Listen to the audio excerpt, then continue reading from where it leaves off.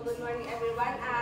Ipo-continue ko lang po yung report ni Lady Angel about sa chapter 7. So, professional teacher with honor and dignity. Section 3 states, every teacher shall merit reasonable social cognitive recognition for which purpose he shall behave with honor and dignity at all times and refrain from such activities as gambling, smoking, drunkenness, and other expenses much less illicit in relations. Society expects so much of teachers that when they feel to live up the challenge to behave a model good behavior, they are condemned without trial.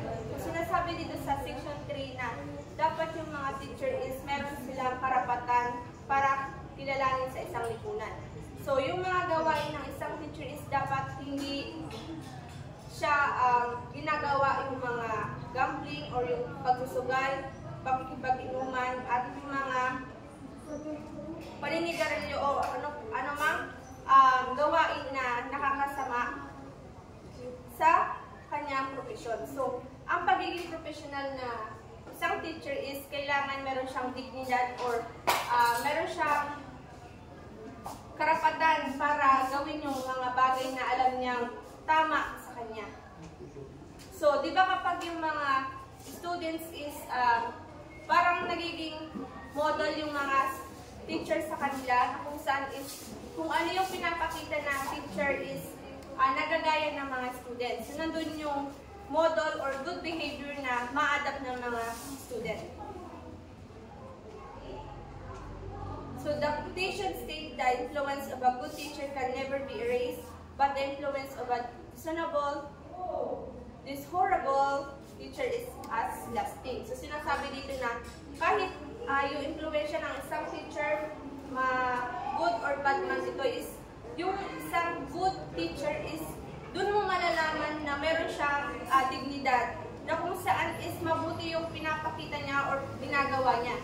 Then yung isang bad teacher naman is, nandun yung gawain na hindi angkop sa isang lipunan, na kung saan is ginagawa niya yung mga gawain na hindi dapat gawin ng isang teacher. So, teachers' attitude towards the local customs and tradition. In section 4, expect every teacher to live for and with the community and shall therefore study and understand local custom and tradition in order to have a sympathetic attitude. Therefore, refrain the disparaging the community. The professional teacher is neither ethnocentric or xenocentric.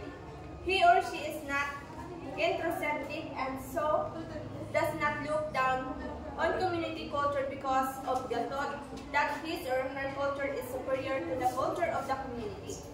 Neither is he or she xenocentric and so looks at his or her culture as inferior in the other community's culture. So, sinasabi dito na ang isang tradisyon ng isang teacher is dapat nakaayon sa kanyang paniniwala or sa kultura. Kasi dito sinasabi niya na ang isang profesyon ng isang teacher is hindi siya ethnocentric or xenocentric, na kung saan is yung ethnocentric is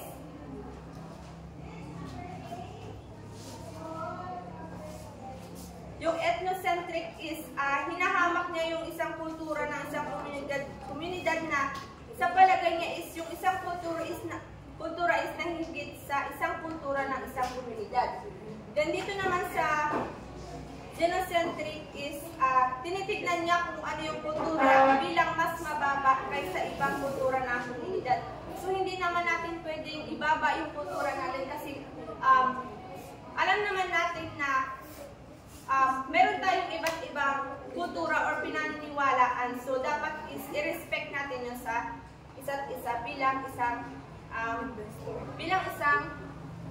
human or bilang isang tao.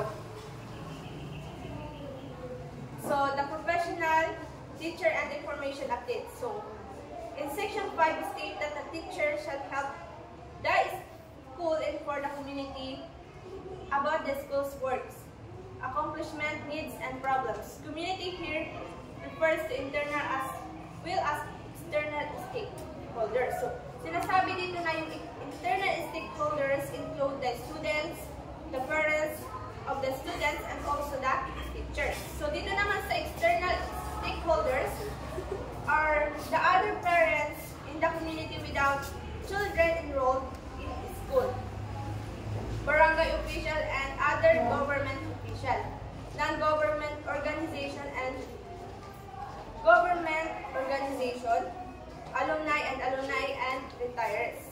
So dito sa professional teacher and information update is dapat hindi lang alam ng isang community kung saan ba napapabilang yung isang stakeholder. So meron ng internal at saka external na kung saan is dito sa external, dito naka-include yung mga student and parents. So dito naman sa external stakeholders, dito na yung mga parents, yung mga sa community kunwari, is nandun na yung lahat ng mga stakeholders na yun. So why do these stakeholders have to be informed? The school is there for the community, and so the community has the right to be informed about its activities, accomplishment, needs, and problems. Informing them about the school's project, needs, and problems give the sense of ownership. Having a sense of ownership, the stakeholders will participate more actively in the resolution of school's problems and needs. So, napakahalaga na i-inform yung mga stakeholders, especially sa isang community. So, yung isang school is nakikipag-cooperate o nakikipag-participate sa isang community dahil kung wala yung isang community, wala din yung isang school. So, dapat sa isang school or sa isang community is dapat makita mo yung pangangailangan o yung mga problems na nangyayari sa isang community. So, dito is, sa isang school is, di ba nag-implement sila ng mga projects or yung mga pangangailangan nga o problema sa isang school. So, doon pa lang is, makakatulong na yung isang community para mabuo or ma-solusyonan yung problem sa isang school.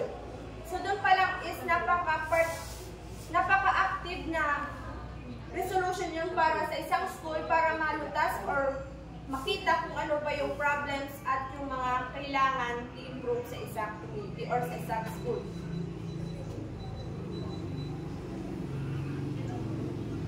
So, yun lang po. Thank you.